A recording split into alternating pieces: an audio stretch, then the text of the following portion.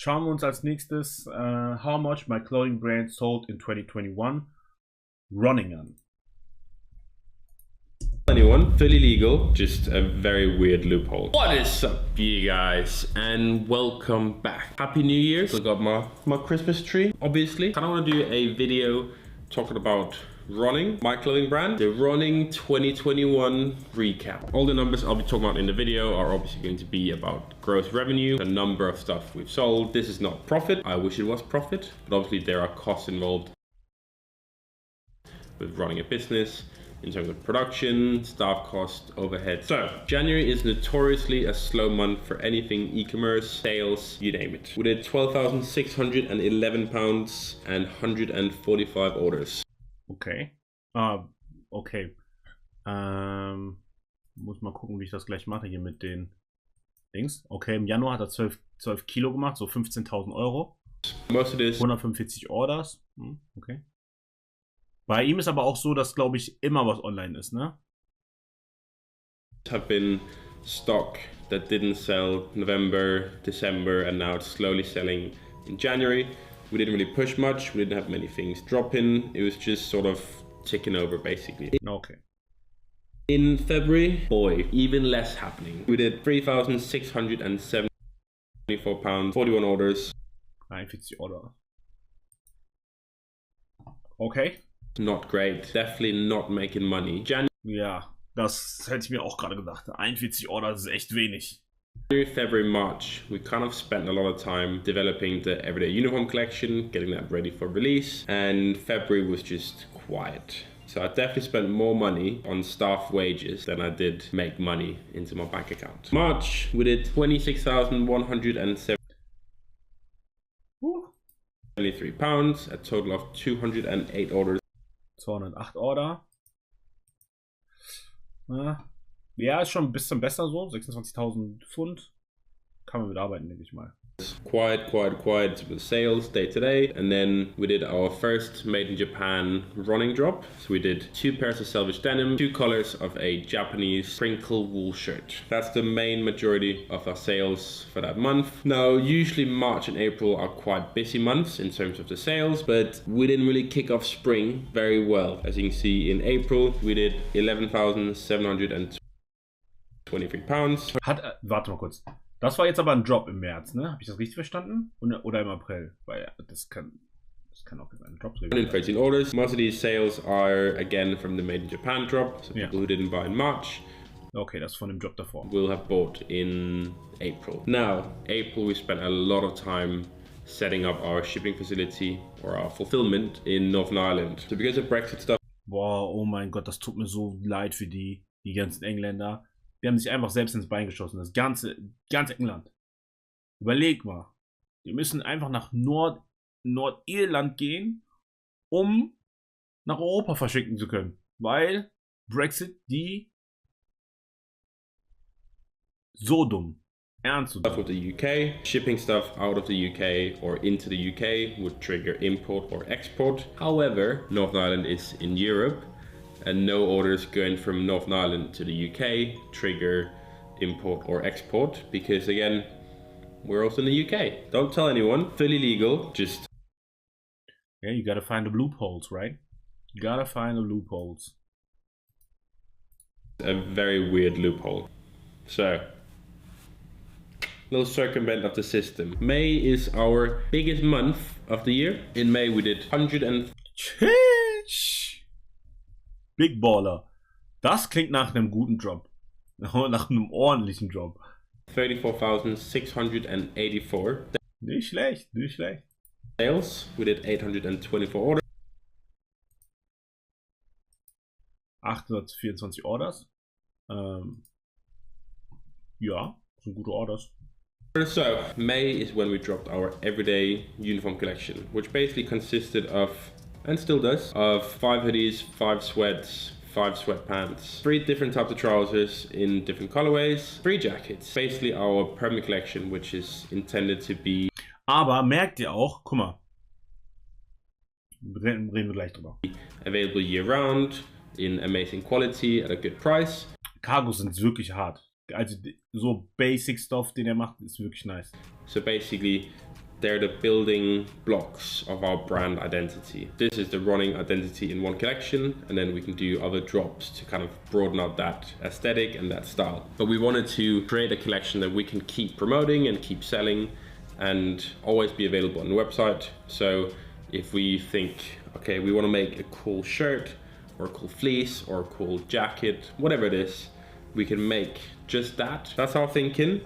So Ross-mäßig. I probably put in about £175,000 in total production for the collection. So it's really nice to see that people supported it and want to buy into it. What? For the collection, £175,000 in total production. Er hat 157.000 in die Produktion gegeben und 125.000 sind rausgekommen. Er hat einfach Minus gemacht. For the collection, so it's really nice to see that people. Also ja, mal gucken, was bei The Long Run passiert so, aber er hat erstmal Minus gemacht. Supported it and wanna buy into it. So very happy. Moving on from May, we come into June. So June was a pretty average month in a sense that this is the baseline. I deal a little bit high. Okay, 34.000. Okay. Ich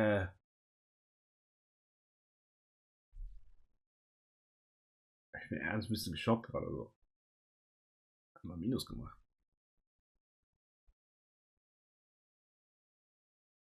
But this would be. Also er ist jetzt noch nicht. Er ist noch nicht dick im Plus. The baseline for our sales with the everyday uniform collection. So we'd want to have a healthy cash flow so I can pay the guys who work for me. We want to have a set budget to pay for a new production and keep restocking the collections. We did £34,800 in sales with 368 orders. So if we did that every month consistently, we'd have about 360k a year in gross sales just from the everyday uniform collection. Coming into July, we're getting a bit warmer. We did 49,730. Okay, jetzt geht's glaube ich los. £13 with a total of 375 orders. This is the first month where we tried having everyday uniform taken over every day, and then we had a little spike where we have a drop. On the 23rd of July, we released our second made in Japan mini capsule. We did these beautiful, if I do say so myself. Aber wir müssen mal überlegen, ne? Wie viel kleiner das ist als in Deutschland. So, und Magnus ist kein kleiner Dude, so, also von Followern her und so weiter und so fort. Wie viel, Magnus hat 230.000 Follower auf YouTube, was auch schon eine Menge ist, und 175.000 auf Instagram. 175.000 auf Instagram. Kein little dude. Kein little dude. Klamotten sind nice. Aber er ist deutlich kleiner als die in Deutschland. Oder was sagt ihr, Chat?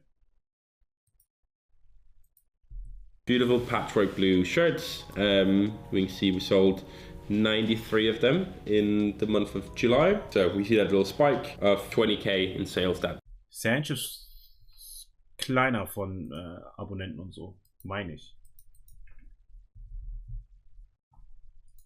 Sanch hat 88.000 Follower auf Instagram. Es geht um die Kunst und nicht um den Hype. Ja klar, aber du musst halt auch die Kunst finanzieren können. Es geht nicht um den Hype. Das ist halt immer noch ein Business. Ich glaube, zwischendurch wird vergessen, dass es ein Business ist. So. Der muss nicht nur sich selbst finanzieren, sondern halt auch seine Mitarbeiter und so weiter und so fort. Produktion und so weiter und so fort. So. Day, and then the rest is obviously from the Premier collection. August was a very good month, to be fair. We've got 50k sales, 370 orders. In Deutschland ist dick am Start. Deutschland hat no joke. Wir sind echt gut dabei. Scheiß doch auch so darauf, dass die Leute kaufen anscheinend nicht in England oder international, wie sie in Deutschland kaufen. Scheiß mal darauf, ob wir jetzt wie die Mode an sich bewertet wird. Das kann jeder für sich selbst nochmal bestimmen und so weiter und so fort. Aber in Deutschland ist die Szene in der wir uns viel bewegen. Klar gibt es noch verschiedene Abstufungen, ne? Deutlich aktiver, etablierter als die wie in England zum Beispiel. Und wir vergleichen uns halt immer mit, was geht in England, was geht in Amerika und so weiter und so fort. Ich habe oft schon gesagt so, ey, ihr unterschätzt, was in Deutschland geht und wie Deutschland krass ist. Ich habe das schon oft gesagt, schon oft gesagt. Leute wollten nicht glauben. Hier, schwarz auf weiß. Oder weiß auf schwarz, besser gesagt. And no big jumps, which would indicate that it's all sort of daily sales. We can see here that most sold pants, everyday fatigue pants olive, pleated pants stone, black. But yeah, by far, fatigue pants in olives are our most popular pant. Sold out right now. Can't seem to restock enough of them, but that's the goal for Ja, die Hose ist King. 2022 to never be out of stock. September we did 50k again, 435 sales. So again you see the little bump here. So the little bump here comes from the walnut fatigue pants that we released into the everyday uniform collection. Very good standard month. If we did this every month, we'd sell for about 600k on a yearly basis. October is where the numbers start going up a little bit. So October we had roughly, I'd say 40k sales coming in from our everyday uniform collection, and then about 35k in the seclusion fleece in the stone camo. So we did a drop of this beautiful camo fleece, which Der Fleece, ich finde den Fleece nicht so hart, to be honest. Der ist cool so, aber der von Patrick schon härter. I love. I think it's a sick piece. And you see that early spike in September. 126 orders, total of £74,000. Q4 is always a busy time for most. Aber so was man auch sieht für Leute, die sich dafür interessieren, man muss nicht diese unfassbaren Sales machen, um zu funktionieren. Versteht ihr, was ich meine? Der macht 100 Orders in einem Monat. Was auch extrem viel Geld ist und viel Geld bei rumkommt. Aber man muss jetzt nicht, keine Ahnung, 10.000 Orders machen, damit man funktioniert und seinen Lebensunterhalt davon bestreiten kann. Most brands, because you're getting towards Christmas, Black Friday sales, and people start spending more money. And we also see that at running in November, we did £89,358 in sales, 644 Orders. Ist schon ordentlich, ne? Das ist schon wieder. So, was heißt ordentlich so, aber ist schon gut. Schon gut auf jeden Fall. 44 total orders. Now, we didn't do any Black Friday sales at all, and we haven't had a sale since 2019, and I don't think we'll have any sales. We did free shipping on orders over a certain threshold, but apart from that, we just don't do sales. Our clothes are priced as they are for a reason, good quality, and we just don't see the need to go into sale, because what if you buy some stuff and you love it? Ja, überleg mal. Also, our margins don't allow us to function as a business by discounting products 20 to 50%. Also den Anteil, den er sich oder beziehungsweise die sich einstecken, können die nicht 20 bis 50% Rabatt machen. So. Geht nicht. Weil sonst müssten die Preise viel, viel teurer sein. And then suddenly, a week later, what you bought goes to the sale. You just kind of devalue the product in your mind, and we didn't want to do that. So, November, great month, roughly 90k. And then coming into the usual big month of the year, December. We did a total of £106,520 and 98 pence. 694 orders. In December, we released the Running X Soliver collaboration, where we had a pair of shoes and a pair of boots. And boy, was I proud. Most of them. Ja, Mann. Also das kann ich richtig nachvollziehen, dass er da proud war. Einfach Boots zu machen, Schuhe zu machen. Schuhe ist für mich so das Schwierigste. Das ist so die Königsdisziplin. Schuhe. Schuhe und Jacken. Weil Schuhe sind so, okay, bei Boots vielleicht noch ein bisschen mehr, also funktioniert mehr als Sneaker zum Beispiel, weil du musst dir vorstellen, deine Konkurrenz ist nicht, die wenigsten sagen, ich kaufe mir mal einen Schuh von einer kleineren Marke. Die meisten kaufen sich von Nike, Adidas und Co. oder halt Boots von Doc Martens, so weiter und so fort. Schwer. Sold out in the first sort of 1 or 2 days, and the rest pretty much sold within the week. But it was our first ever brand collaboration, and with such an incredible shoe manufacturer as Soliver, it was incredible for us to be allowed to have that collaboration with a shoe manufacturer who's got such a history and such good quality product, and then for us to be able to collaborate with them, make our own take on a classic shoe was bueno.